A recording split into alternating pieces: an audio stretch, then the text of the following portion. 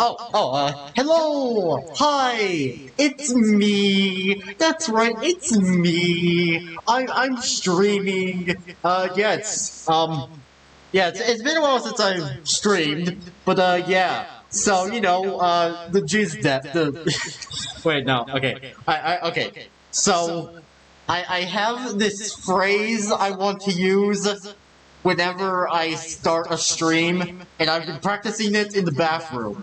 I've had this whole little conversation with myself about the phrase, but okay, here goes. So you know, today we're going to be doing the jizz jazz, you know, memeing, streaming, the stuff. So that is going to be my I now have a catchphrase for whenever I start streaming. Who has shaped an incredible community of their own. Oh, their who passion would for be? Minecraft has even influenced my career and was an inspiration for what I get to do today. Hey everyone, I'm DanTDM, and I've been making Minecraft videos for 12 years. The game Minecraft means a lot to me, and I owe a chunk of my life to it. It all started with this Minecraft modded Let's Play in 2012, and I've never looked back. Thanks to this game, I've been able to tell my stories, travel all over the world, and meet so many incredible people. Some of my favorite moments over the years come from gaming festivals where I've been able to do stuff like tell my Minecraft stories live, and the Minecon events in Orlando in 2013 and London in 2015, where I could meet people from all over the world that not only watched my videos, but loved the game of Minecraft. I hope Mojang brings Minecon back one day. It was extra special because it was in my home country, and what they did with the event space was just incredible. I think there was like a massive ender dragon hanging off the side. Oh yeah, I remember that. It was mental. To be able to see everything that you've made and interacted with in the game in real life and interact with it at real life size was awesome. I'll never forget that. If I had to pick my favorite videos I've made over the years, it would have to be my custom mod adventures. These were little stories that I wrote and told inside the game with the help of the incredible mods that were out at the time. I ended up creating characters that people actually loved. There was Dr. Treorus, who was a mad scientist villager who always messed up the experiments and something went wrong because of him. And then there was Grim, the skeleton wolf, as well, just to name a few of them. I think Minecraft completely shaped the way that I live my life now. When I was younger, I was painfully shy as a teenager all the way through secondary school, and making videos, meeting new people, and having these crazy new opportunities because of these videos allowed me to grow massively as a person. I don't really know what I'd be doing now if I hadn't played the game. Minecraft keeps creeping into all aspects of my life, and I get to share that with my sons now too. They're starting to recognize all the characters and mobs from inside the game, and they love it when we can change the game to add dinosaurs or cars, or just watch my old Minecraft videos too. I didn't think that 10 years ago when I was making those videos that my future children would watch them. You think you showed them the girlfriend mod video? Thank you so much. That'd be really funny. For everything that you've done for me. I doubt he did, but that would be really funny if he did. I can't wait to see. It's like, Dad, why did you say to this woman, now go make me a sandwich? That'd be so funny.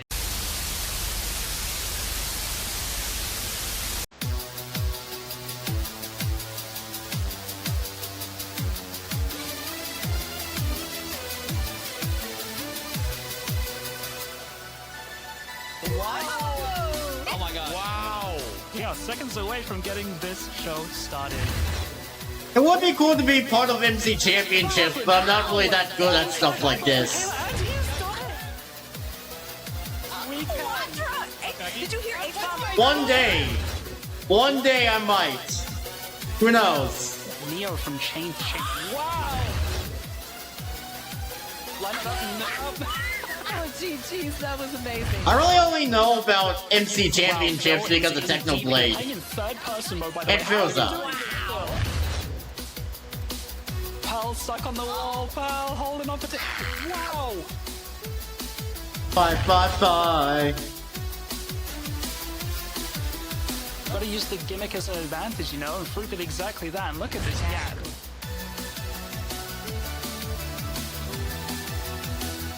One little last jump, And across the finish line. Dude, guys, we Let's go. Let's go. And chat, I'm gonna need you to take a seat and strap in for this final obelisk. That is all I can say. Yes. You need to pay attention. The finale is underway. Oh, yeah. That has suffocated in the wall. 2011, 13 years ago. Dude, 2012? This is actually really beautiful. Oh. If I was like pre-dodgeball right now, this would get me so in the zone. Nice, guys. Nice one. We're getting close. We're getting close.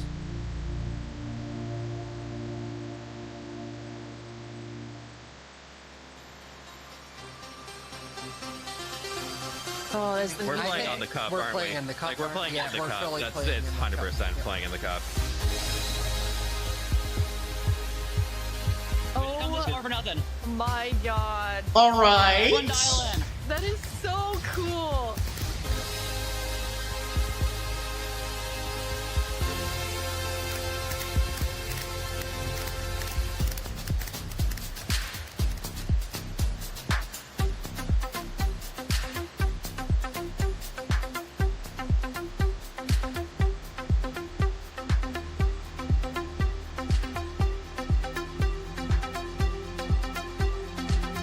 John has 2 arrows, 3 enemies in front of him. John takes out. John takes out 2. 1 versus 1 for the entire Ender Cup. Beckymon has both arrows in hand. 1 target in front of her. I'm holding my breath. Compose yourself. For the win, Purple Pandas are your Ender Cup champions. Wow! I really thought the 1 versus 3 was going to happen, but Beck, composure, calm as you like, brings it home for the Purple Pandas. Look at him That dance! was incredible. Oh! One day I will be in Minecraft Live MC is now minutes away. Championships. But before we jump into the show, let's One celebrate day. some of the people who made. Yeah, we're finally getting bundles. More into their inventory. So in Yes. old versions of Minecraft, if you were digging a tunnel, you might end up with 64 blocks of cobblestone and it fits into 1 inventory slot. Today, if you dig that same tunnel, you're going to get a lot of different blocks. Even if it's only 64 blocks in total, they're going to take a lot of inventory slots because they don't stack together. A bundle lets you pack those items together, reclaim that space, and have an inventory that feels like it did back in the early days of Minecraft. Yes. When we first came up with the idea for the bundle, we wanted to make sure it was actually going to be useful. So we watched a whole lot of streams of players playing survival Minecraft. We waited until they opened their inventory and then we took a screenshot. Then we went through all these screenshots and we said, what could this player do if they had a bundle? What we found is that most people would be able to free up 8 inventory slots or more, which gave them a lot of room to carry more of anything they wanted. But can you put shoulder boxes in them? Because that would give you a gigantic inventory. You can pack things into a bundle and have a lot more space in your inventory before it fills Like, up just and you have to imagine, come like, home you again. have an inventory full of bundles, There are a and lot of each creative bundle ways to has a use bunch of bundles shulker as boxes well. in them. You could create a gift for your friend, dye a bundle in their favorite color, and give it to them with their favorite Nice. items inside. Yes. Bundles are also an interesting roleplay item, or it could be used in storytelling. True. The idea of having a little bag is just kind of inherently cute and fun. Yes, I agree. I can have pink bags in Minecraft. Da-na-na-na. Breaking news! We interrupt this Minecraft live broadcast for a special report. There's been a monster sighting. Here's villager number 9. Thanks number 5. Villager number 15 here says there's a monstrous creature right there in those woods.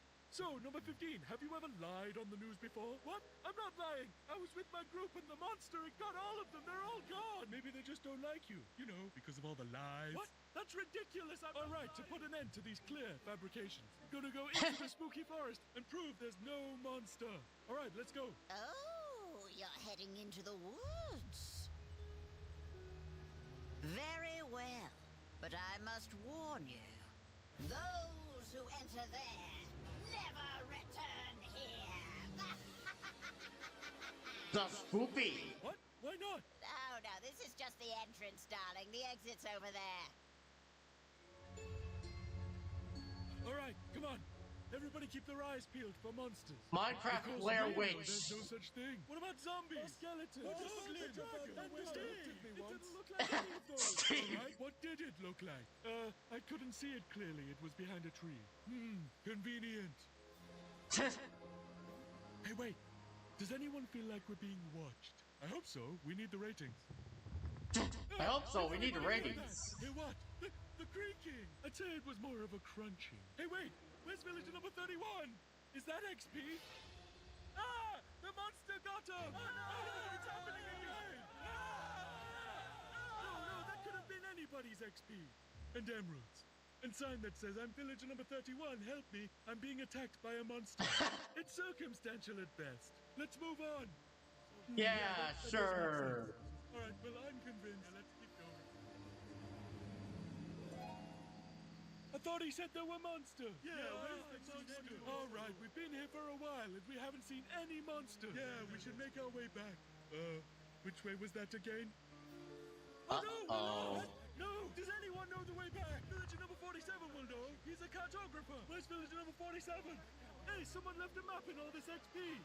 Maybe there is a monster. There's no monster. Who said that? Oh! It's gonna get us! Villager number 5. It appears that a wave of hysteria has afflicted the group. I stand by the notion that there are no monsters in the woods. The cameraman and I are going to run away now for unrelated reasons. Goodbye! Huh? Hey, what's behind that tree? Uh-oh. Oh no, villager number 9! Villager number 9, are you there? No. Is anybody there? No, they're all dead. I guess we'll never know what caused this tragic chain of events. But it definitely wasn't a monster. Ah, well. Sorry for interrupting the show. Now back to Minecraft Live!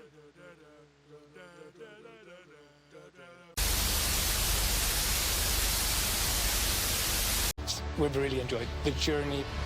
We thought a lot about what kind of movie to do, and we chose live action because it's not something that's been seen before on this scale. Creators have made such amazing stories and short films and content in the animation space, and it was like, oh, this is the chance for us doing a film to do something different. And also kind of wish fulfillment, because I always wondered, like, what would happen if I would wake up inside the Minecraft world? Like, how would I survive, and would I survive at all? The idea of being human beings that are actually going into this cubic dimension of the overworld and how those characters are engaging in that space. And it just seemed like so much fun.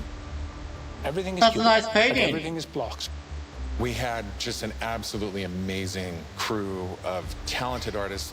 You know, our production designer, Grant Major, he was the production designer for the original Lord of the Rings trilogy.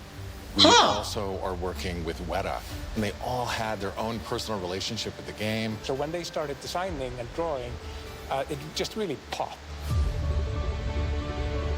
I cannot wait for this movie. You did is that the choices I know you people make were also hating put on the it for story how on the the path. CGI looks, but still, I can't wait for this movie. Every player, they bring their own original story to what they're doing.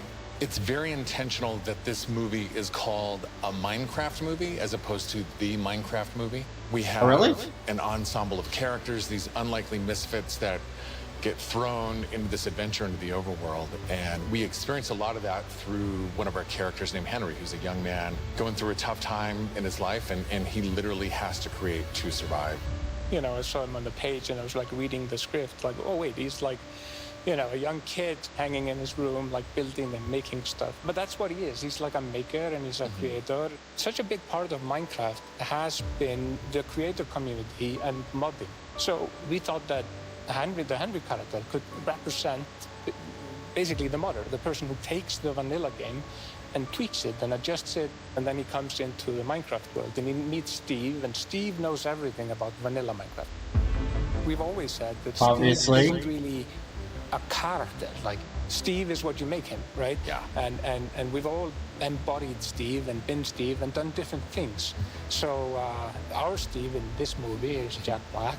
He's such a huge fan of the game. After a long day of shooting, he was up until the wee hours of the night playing. It was so funny because he would show up and be like, oh, dude, Asmodee, we got to try this thing, dude. You know, some build that he did or something gnarly that happened to him. He just loves the idea that he's able to bring his version of Steve to life. Play it from the top one more time. Figuring out crafting was super fun. When the game came out, there wasn't a recipe book, and people were like, "Wait, what happens if I put these things like that?" When Garrett's character and these new characters come into the world, they don't know the recipes, they don't know what to do. The Jason Momoa character, Garrett, is a guy that was like a world championship video gamer in the late 1980s, and he kind of peaked then, but he's still stuck in the past. He's got a little bit of Arrested Development. He's holding on to that former glory. We want to show you a short scene that shows Henry and Garrett and Steve. Steve is kind of demonstrating his skills, and then Garrett tries to demonstrate his skills. Yeah, and Garrett's the noob. Ooh! This is a crafting table.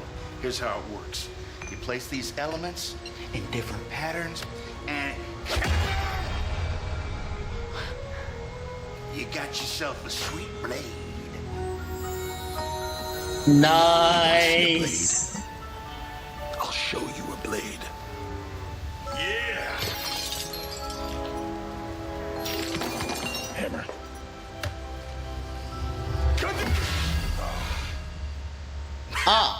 That's okay, bud. Buckets are useful here. When we were designing crafting and talking about what should it look like, we basically started at the crafting table itself. We looked at the crafting table, we looked at the end-game texture, and it has this like super pixelated picture of like a hammer and a saw there on the side. So obviously that was built into the real-world crafting table. So we got this hammer, and we figured we honored the 3x3 grid perfectly, and thought it would be cool and kind of fun and gratifying just to give it a massive whack and then have things appear.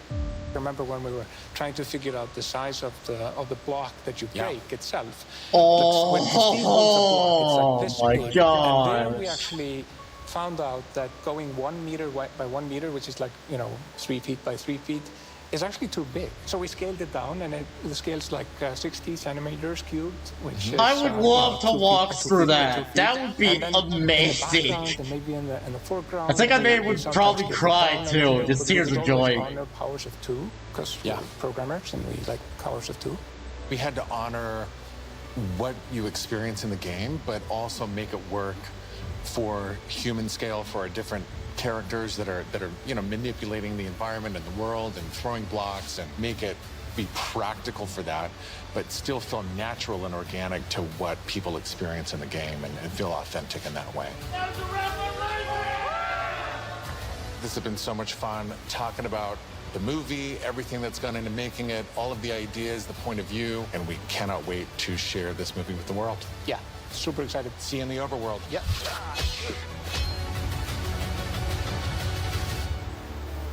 Yes!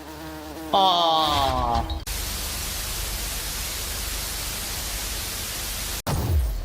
Do you want to adventure through Minecraft biomes in real life? You may have your chance with Minecraft Experience Villager Rescue, our first real-world immersive experience where you'll get to journey through a Minecraft adventure in real life. Let's take a behind-the-scenes look before it debuts in Dallas this October and spawning in cities I'm not gonna be able to go. Olivier? Or maybe I will, who knows? The premise of Minecraft Experience. First thing is authenticity. Our goal is to make sure that it is truly authentic for all of you folks. The second thing is defining a new lens from which you can interact with the game, with the IP, with the brand. This is the story of a village attacked by zombies, and it's your quest to go out and save them. We have 17-foot projection walls that we can interact with throughout, which allows us to do things like fight our mobs, chop down trees, collect those resources, everything that you do in the game, only this time you've stepped inside it. I want to do that. See, feel, and hear what it's like to be in Minecraft. I want to do that so badly. And then we'll see where we go. Head to the website and tell us where you want to see the Minecraft experience. Georgia, please. And now it's time please to have it in Florida, please.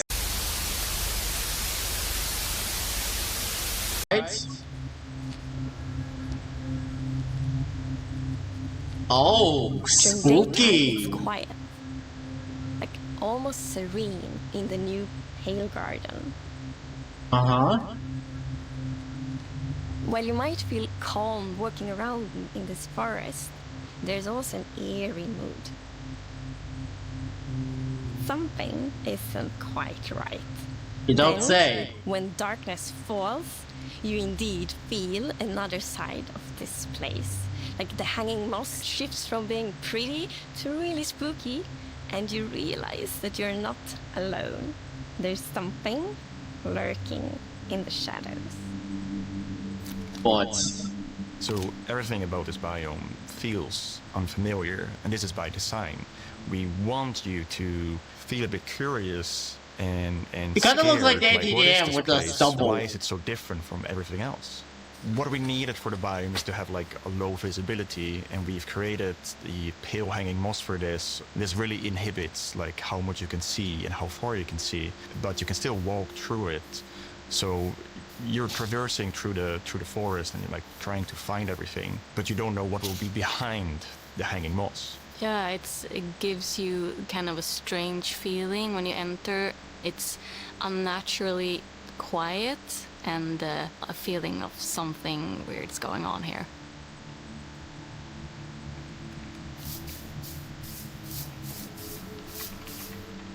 I really like the ambiance of the new biome. It invokes really those eerie and spooky feelings. Yes. Eerie indeed.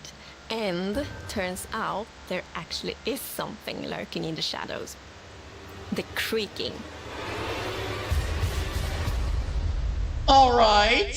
It's our first tree-like creature, and it's almost like it's camouflaging in the Pale Garden. And when it's dark at night, it's kind of hard to see it except those like emissive eyes. Yeah, and it also interacts with those trees, which is super fun. Yeah, there's a special new block that it has a connection to. When you approach the creaking, you can actually realize that it doesn't take any damage, and when you try to hit it, it points you somewhere in the canopies. That's where basically the creaking heart is, and that's what controls the mob. One of the main themes of the Pale Garden and its inhabitants is that there's a lot of contrast from the rest of the world. So when we made the creaking, we also wanted it to feel unfamiliar and different from other mobs, which is why we made it more asymmetric, to really go on this point of like being different from everything else. That movement! Oh no! The creaking doesn't exist on its own. It's more of like a puppet of the new block, the creaking heart. So the creaking heart and its creaking puppet really comes with a new combat challenge or combat mechanic, both in the way that you need to destroy the heart block to actually kill the creaking, and also of course that the creaking only moves when you look away. So don't blink. I really like the sandboxiness of the creaking heart. So if I use Silk Touch, you obtain it and then you can place it anywhere you want in the Minecraft world. So if you want to be as evil as the creaking heart itself, you can place it and make your friends really terrified. Alright, To embrace I like that. the quietness of Minecraft, we added ambient sounds for this biome that only plays during the night, that comes from the blocks that surrounds you. That will make an even more creepier experience for the player. And to do that, you need to play with the silence and the contrast of the silence and the sounds. So to make creaking, I gathered a lot of creaky stuff that will make creaky sounds. Obviously, the biggest thing would be to gather wood and twigs and stuff like that, dead leaves, to get rustling and creaking. But I also recorded salty sticks, the Swedish snack. I think it's Swedish. And one of the biggest part actually of the sound is my table creaking, dragging against the floor, and also a chair. Alright, interesting. Teeth. It sounds a bit like bones, maybe, when the mob is walking. So it's. What do you mean by teeth? Oh, okay. Funny! I can do that too! So we wanted to make the biome very gray. I'm to not give taking this off very the gray mask. feeling, right? And with these gray tones, a very fitting new wood set was going to be a white colored wood set. And this is something that players have wanted for a long time. Oh, that looks I'm nice. super excited for the pale oak wood set, especially that in a lot of places people paint their fences white, for example, for a white picket fence, and that will be exciting for a lot of players to actually represent themselves. I like and that. Then we also have like the hanging moss, and you can bone wheel it, so it's renewable.